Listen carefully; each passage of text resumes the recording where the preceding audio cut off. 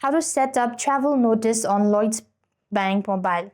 In order to set up travel notice on Lloyds Bank, you have to follow the steps. So what you want to do is, first thing first, you want to log in, and you basically want to log in and navigate to the travel and then go to add travel smart.